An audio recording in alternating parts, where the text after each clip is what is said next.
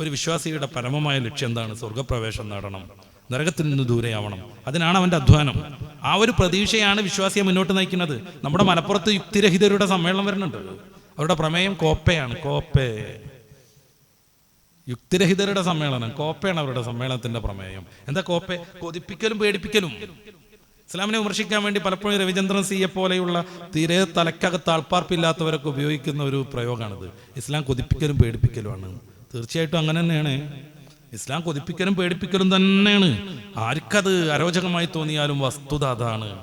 മാതാവിനെ കൊണ്ടൊരു ഉപകാരമില്ലാത്ത വാർദ്ധക്യ സഹജമായ അവശതകളെല്ലാം അനുഭവിക്കുമ്പോൾ അവരെ കൊണ്ട് ഒരു ഉപകാരമില്ല, നഷ്ടം മാത്രം. ഇടക്കിടക്ക് ഡോക്ടറെ കൊണ്ടുപോകണം, ഇടക്കിടക്ക് അത് കുറഞ്ഞു ഇത് കുറഞ്ഞു എന്ന് വരും, സമയം കുറേ നഷ്ടപ്പെടും. അതിൻ്റെ ഇടയ്ക്ക് വീണിട്ട് കാല് പൊട്ടും, 2 ലക്ഷം ചിലവാകും. ആ കാല് പൊട്ടിയിട്ട് ഇറങ്ങി വരുന്ന സമയത്ത് തിമിരത്തിന്റെ സർജറിക്ക് ഡേറ്റ് കുറിച്ച് വരും, ചുരുങ്ങിയത് 40,000. അത് കഴിഞ്ഞ് ഇറങ്ങുമ്പോഴേക്ക് 6 മാസം കഴിഞ്ഞ് മറ്റേ കണ്ണുമായിട്ട് വരണം എന്ന് പറയും. അപ്പോഴേക്ക് 45,000 ആയിട്ടുണ്ടാവും. ഒരു ഉപകാരമില്ലാത്ത ഈ പുരാവസ്തു യുക്തിവാദി എന്തിനാ പരിഗണിക്കണത്? കൊണ്ടുപോയി ഒഴിവാക്കൂലേ? അതാണല്ലോ ഗോപിനാഥ് മുതുക്കാട് പറഞ്ഞത്. അയാൾ സ്കാൻഡിനേവിയൻ നാടുകളിലേക്ക് പ്രോഗ്രാമിന് പോയപ്പോൾ വൃദ്ധന്മാരും വൃദ്ധകളുമായിട്ടുള്ള ഒരു പട കേൾക്കാൻ വന്നു വീൽ ചെയറിൽ. ഇതെന്താ അത്ഭുതത്തോടുകൂടെ അയാൾ അന്വേഷിച്ചപ്പോൾ പറഞ്ഞത്, ഞങ്ങളുടെ നാട്ടിലൊക്കെ 2 കുടുംബം ഒന്നിച്ചൊരു വീട്ടിൽ പാടില്ല എന്നാണ് തീരുമാനം. അതുകൊണ്ട് സ്വന്തം മകൾക്ക് 8-9 വയസ്സായാൽ അമ്മയെയും അച്ഛനെയും ഒഴിവാക്കുന്നു.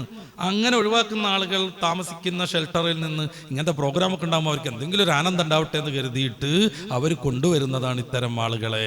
നല്ല ജോലി ചെയ്തവർ, നല്ല പണം ഉണ്ടായിരുന്നവർ, മക്കളെ പൊന്നുപോലെ സംരക്ഷിച്ചവർ ഒരു സംരക്ഷണം സഹായം ആവശ്യമായ സന്ദർഭത്തിൽ വൃദ്ധസദനങ്ങളിൽ കഴിഞ്ഞുകൊണ്ടിരിക്കുന്നു. എന്തേ മുസ്ലിം ലോകത്ത് ഒരു ഒറിജിനൽ മുസ്ലിമിന് കൊന്നാലും അതിന് സാധിക്കാതെ വരുന്നത്? കോപ്പേ. ഈ മാതാവിനെ എത്രമേൽ നീ മാനിക്കുന്നോ, സ്നേഹിക്കുന്നോ, സഹായിക്കുന്നോ അതനുസരിച്ചാണ് നിന്റെ വിജയമെന്ന പ്രതീക്ഷ. കൊതിപ്പിക്കൽ. മാതാവിനെ അവഗണിക്കുന്നോ, കഠിനമായ ശിക്ഷയ്ക്ക് വിധേയനാവേണ്ടി വരുമെന്ന പേടിപ്പിക്കൽ. ഇതത്ര മോശമൊന്നുമല്ല.